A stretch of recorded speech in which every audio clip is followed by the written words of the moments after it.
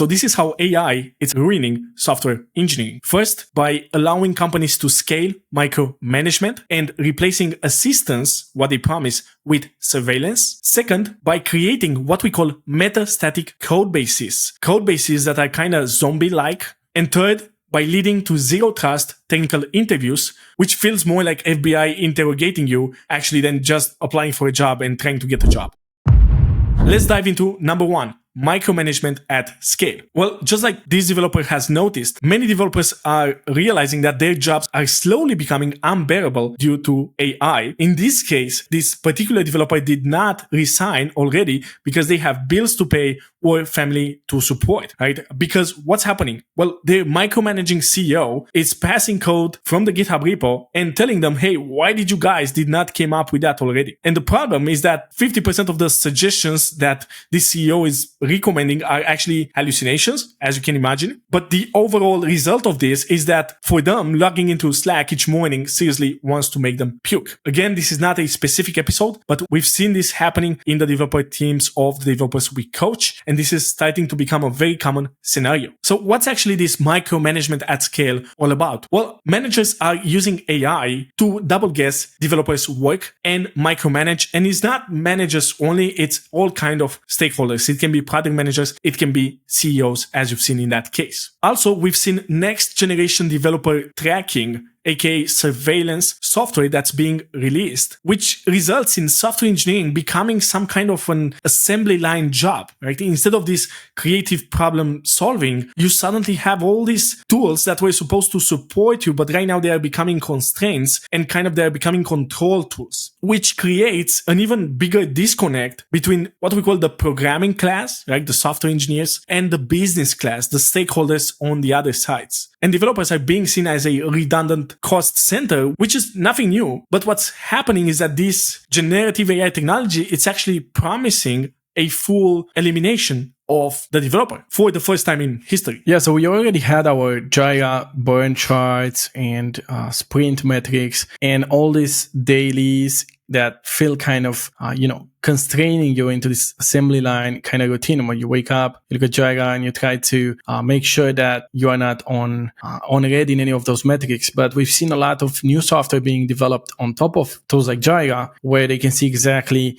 how many lines you've committed and estimate the quality of your code in a very arbitrary way. So it's really getting next level. And I think you really stressed point number 4, where it's always a good idea to move as a developer towards business or company where you are not seen as a cost center, but rather as an asset, where they see the relationship with you as a partnership rather than a transaction. And that's where you'll do your best work because you'll be appreciated. And that's where you'll also get better pay. Yeah, Bogdan, you're a software engineer. If you had to work in this kind of environment, how would you feel about it? Well, Dragosh, as you mentioned, micromanagement, it's nothing new. I had CEOs and product managers questioning my estimates in the past. And now they're even questioning the solution itself, the code. Of course, you feel very disrespected. You feel very anxious. And there's this whole feeling of, I need to prove my worth all the time. So you're always showing up to work, trying to do your best, which never feels like enough. This micromanagement and disregard towards developer work, it's nothing new. And I think the biggest problem is the lack of motivation to get anything done. You really apply the carrot and the stick here, but you only have the stick. And it's in the form of AI plugins to Jira, AI generating or reviewing your PRs, or snippets of AI generated code that come to you and that you have to implement from all those stakeholders. So what can you do about it as a software engineer working in a team where you're being micromanaged using AI? Well, first of all, you got to understand your own value. And you got to understand that AI can write code, but it cannot actually build software. Exactly, there. So we see AI tools generating a lot of code, but they are very far away from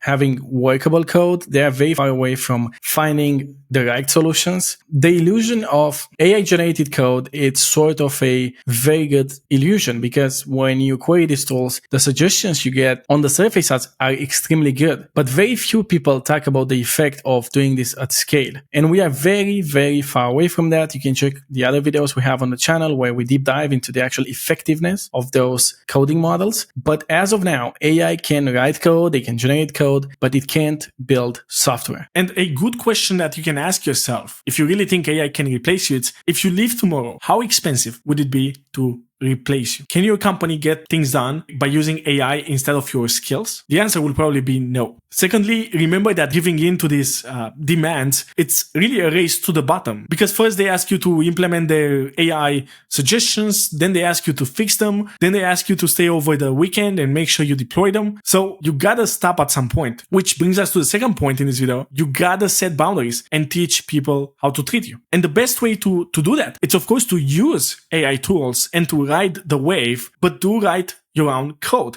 You don't want to come across as this grumpy developer who doesn't want to learn anything new. You want to know the AI tools your CEO or the people around you use, the AI coding tools, better than they do. And to also, very important, understand their limitations. So when people come and approach you and ask you, hey, we could do this, you can actually make them see the flaws in their solutions. One thing you can do here is to really call AI by its name. So when people refer to it as AI, always make sure you bring in the view of a large language model that it's statistically generating code and that has a very limited context window, not only in the terms of the context of your code base, but the non-linguistical understanding of the word. And when you embrace those tools, but bring this new perspective of an expert and an engineer that knows how to use these tools, it will be extremely hard for them to push you or tag you as someone that's opposing change or not flexible. The second thing you can do is to put the responsibility on them. Right? If someone comes to you with a code snippet that they got from ChatGPT, then invite them to push it themselves. Exactly. You want to really give it back to them in a way, in a very polite way, because once you say yes, it will be on you to make that code work. And I can promise you that no matter how good that looks like, and even if it works, tomorrow you'll have them again at your table, second guessing everything you're doing and creating extra work for you. So you need to gently remind them that you are committed to the code base. It has to be reviewed. It has to be checked on how it integrates. It has to be tested. And sure, we can use AI for suggestions, but there's a difference between a suggestion and the actual implementation. And if they really want to implement that solution that GPT gave them so brilliantly, you can invite them to check out from the master branch and give it a shot to production and live with the consequences of their choice. And remember that your problem is not AI. Your problem, it's probably your manager and your lack of options. Which brings us to the third point. You gotta build leverage. And if you can, you have to switch companies. If you cannot switch companies because you struggle with technical interviews, like a lot of developers do, you have to upgrade your skills. Yeah, exactly, Dragos. And this is something that we advise people to do regardless of AI or no AI, which is focus on yourself, build valuable skills, and make sure you're always in a very good position and you stay in a place because you like them, you like the team, you like how you're being treated, you're getting paid well, not because you're afraid you want to do better. You know, people that have been into the market and they're telling you, oh, the market is not good. You really want to always operate from a position of power and of abundancy, not scarcity. Maybe it sounds a bit nihilistic, but you have to need your company less than they need you. They need your skills more than you need their money because you've got options. And if you're looking to improve your skills, the best way is for you to understand your technical gaps first, which is why Bogdan and I at the Senior Dev created this free 10 minutes technical assessment for JavaScript engineers. I invite you to go ahead and take it. It's about 15 minutes and you will get a clear overview of what your gaps are on the full stack as a JavaScript engineer. Finally, keep in mind that if AI can do your job, maybe it can also replace your CEO. Just like this New York Times column claims, chief executives are also vulnerable to the same forces buffeting their employees. On to point number 2, metastatic code. What do we actually mean by this? Well, we are seeing all these performance benchmarks where AI is really good at solving code forces or lead code style of problems and even close some issues on Python repositories from Git. But very few people talk about the long-term effects of adding generative code with large language models to a code base. And what we see is a cancer-like effect where the code starts growing exponentially, but the value of the overall code base decreases. You get a lot of repeated code. You get a lack of coherence in the style of how code is written. And really, it feels like tumors that are growing and growing in your code base. And all of a sudden, you need a lot more code to do the same or even less functionality. And remember, the number of bugs, it's proportional to the size of the code base. And so is the debugging time it takes to fix those bugs. So having a big code base, it's something developers work very hard to avoid because they're extremely hard to manage, and it's only getting worse with AI. We've got a good example of this where this developer is tired of hearing Copilot suggested this at work. It seems here that it's becoming frustrating when they are looking into a PR, and when they ask the developer who wrote it, they say, hey, it's because Copilot suggested that. And of course, the suggested code is garbage. And this is very funny because it's not even only juniors. It's people who have about 10 to 15 years of experience. Those are seasoned developers who are actually defaulting on GPT to write their code. Very funny because this developer was not expecting LLMs to make their life miserable so quickly. And now it's not because they are afraid of being laid off, but because their colleagues think that LLMs are much more useful than they are in practice. And as Bogdan suggested, we have this metastatic code that's being created mainly due to breadcrumb coding and prompt-to-prompt development, where developers almost fully delegate the coding to AI, blindly following what it spits out, resulting in pull requests that become literally hell, full of AI-generated code, where you basically don't know what's AI and what's not. Exactly. And so it's so much easier to write a lot of code, especially when you have the context around it, that of course, some developers are tempted to just outsource their job to GPT and use GPT to create the PRs. Now, to an experienced developer, that kind of AI code, it's very easy to spot. In the same way, it's extremely easy to spot if an article was written with GPT or not. It's usually very verbose, it's usually off point, or it's way too complex. And this is a tumor that keeps on growing. It is very easy when this kind of behavior becomes the standard in the development team. It's very easy for the code base to get bloated and become full of deadweight code, meaning your cost of change will literally go to the roof, which is the exact opposite effect that AI was intended to have. Exactly. So we see a lot of companies like GitHub or Google claiming that 25% of their code was written by AI, which is a very dangerous thing because a lot of the AI generated code, it's redundant and it gets exponentially more expensive to keep writing your code with AI. The more tokens you feed to the model, the more expensive it is to get an answer back, and the more tokens you're getting back. And so you get into this vicious cycle of more code, more bugs, more need for regression testing, harder to separate boundaries, no modularity, and so on. And remember, it's all because it's extremely easy to generate code with AI, but it's extremely hard once you have a certain code base to make sure that you can extend it in a healthy, high quality way that avoids bugs and delivers value. And we are getting what we call to a Babel Tower effect. If you remember this ancient tale where supposedly God changed the language of people and nobody could understand anybody, and that's why the whole city and the whole tower went down. And that's exactly what's happening in development teams, where you start having no coherent view of the system, you start accumulating tech debt, you have a lack of uniformity in the coding standards and the code itself. Do not repeat yourself, dry does not apply anymore, and you see people trying to reinvent the wheel. As a result, your bug density increases, you see frequent rollbacks, and you've got more customer complaints. Exactly, and this is nothing new. You used to have a lot of difficulties in development teams because everybody will join and they have their own opinions on how code should be written. That's why you have things like the linter or prettier in TypeScript, trying to set some discipline on how we write code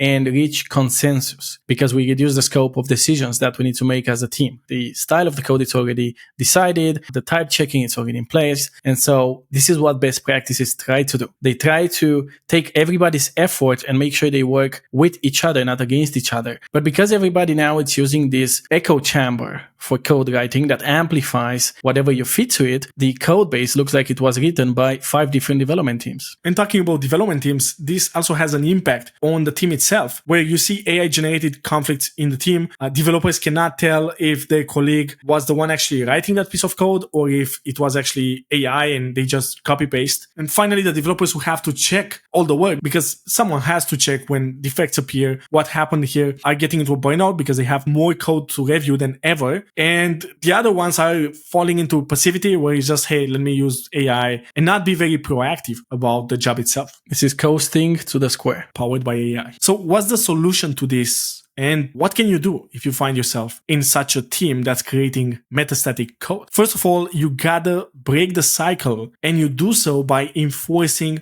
responsibility. So regardless of whether the code is AI generated or not, if it's your pull request, it's your code. Exactly, Raush. And I think we will see a lot of development on all the observability tools where you will be able to relate a certain bug with a certain commit, which traces back to a specific person. And I think there will be a lot more transparency and visibility, but also a lot more of responsibility at individual level, because if you break production, it will be very visible that it was your commit. And if the other engineers see that you did broke production with AI generated code, I think your reputation in the team will evaporate. So kind of using AI without thinking will be somehow penalized. Then this brings us to the second point, which is encouraging public live code reviews, where people have to basically explain their code in front of their peers, which automatically enforces responsibility. Yeah, so imagine you are a CTO or an engineering manager. You really need a good engineer to help you out with a real project, with a big project. You'd really want to know that that person can code live. And as an engineering manager, if I'd be an engineering manager today, the first thing I would add would be public live code reviews, where we gather as a team and we review some PRs together live. And I'm sure people will be a lot more careful about what they commit to the code base when they have to explain why they did it to all their colleagues. And finally, you have to limit, if you can, the size of your PRs. Exactly. So when you limit the PI size and at the same time you enforce responsibility, sure, someone could go and try to prompt GPT for a smaller solution, for a more implicit solution. But usually those solutions are very complex. That's why it's a lot harder to understand, for example, what a functional programming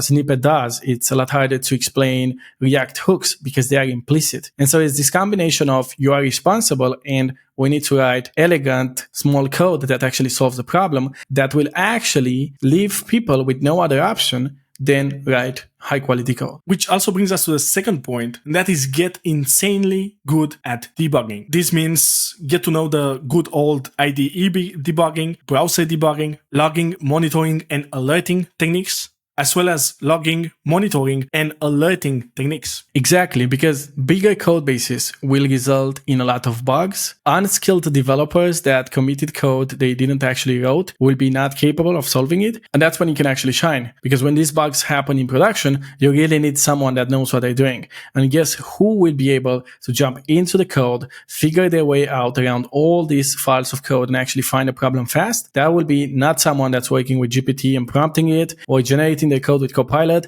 It will be someone that really knows what they're doing. And finally, you have to learn proven problem-solving principles and fundamentals. It's so easy to generate code these days that it is crucial for you to be able to identify what is bad code and what is good code. And for that, just like in philosophy, we have the Occam razor, for example, we have thinking, we have reasoning principles. You need programming principles in coding, such as dry, solid, the single record principle, for you to be able to quickly identify what is good code and what is AI generated nonsense. Exactly. And this goes back to what we already mentioned, which was the breadcrumb coding, the prompt by prompt coding. If you use mental models and principles, you will be able to find your way very quickly to dozens of modules or even microservices and be able to come up with solutions very quickly. And that's something that AI cannot do. And this is by design. Again, those models are always predicting the next token. It's extremely hard for a model to think in terms of systems, even if the model developers like OpenAI are trying to prove differently. And so if you invest in those mental models, fundamentals, and then you get really good at debugging and you are really responsible for the code you push, you will see an increase of your effectiveness. So maybe you don't commit as many lines of code as your colleagues, but you are much faster and you deliver higher quality. On to point number 3, zero trust technical interviews, which feel more like an interrogation. And why is this happening? Because AI, it's simply ruining a lot of companies' hiring efforts. Just as we see here, this software engineer is working for a large company and they are interviewing for contractors. They encountered a lot of interviews cheating during their interview, likely with AI. Any questions they asked were answered with a word of salad buzzwords. Sounds like AI to me. These people were building the wrong thing during the exercise and they couldn't really talk through a leak of their code. These zero trust technical interviews are leading to anti-fraud resume nitpicking, where you are guilty until you are proven innocent. The reason for that is because every job posting these days is getting DDoS attacked with hundreds of AI generating CVs, resumes. So companies assume most resumes are fake and they question you on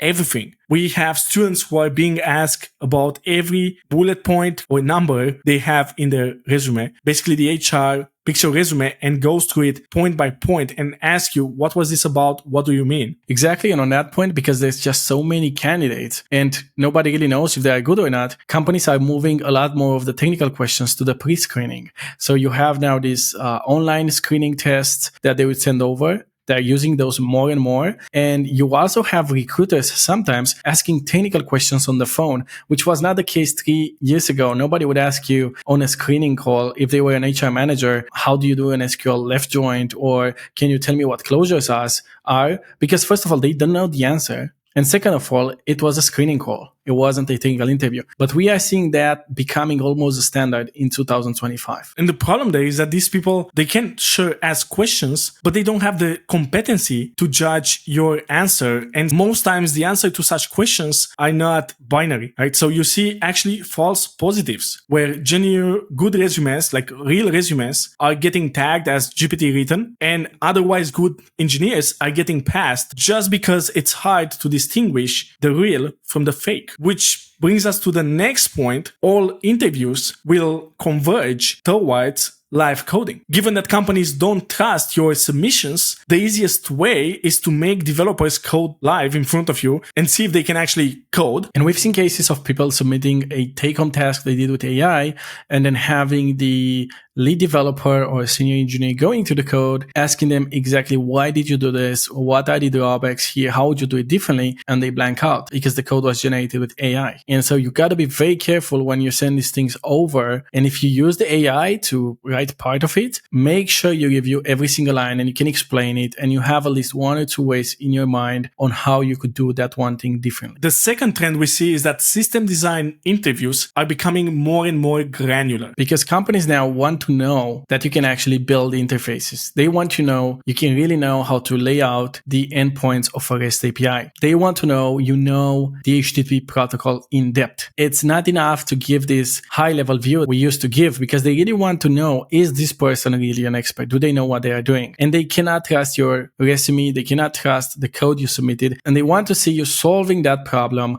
in real time with them. And it feels like companies and candidates are getting entrenched in zero-sum arms race, where developers are using AI to build resumes and companies are using AI to detect those fake resumes. The net sum of this, it's actually zero. Nobody's actually winning. Just the whole market is getting worse. And what we anticipate, it's more extreme anti-AI cheating measures, such as screen and camera recording, system monitoring, eye tracking, right? Anything that companies can use to make sure that the person is not committing fraud and that they are actually assessing their real skill set instead of just their ability to use AI in order to cheat on the technical interview. And how can you deal with this zero trust technical interviews? Well, first of all, you have to make live coding your second nature. So as we mentioned, take-home tasks are now involving live coding. They will want you to live code. More and more companies are doing live coding as the default interview. And I do not think you'll be able to get a developer job a year or 2 years from now unless they see you writing live code. Because again, anyone can submit the solution to a problem. Anyone can generate some boilerplate with AI and pretend they build it. Companies that really value their developers and the software they're building, they'll want to hire people that can actually write code. Now we will see more and more live coding in the interview processes. And what we advise you to do is every once in a while, try to write code without any AI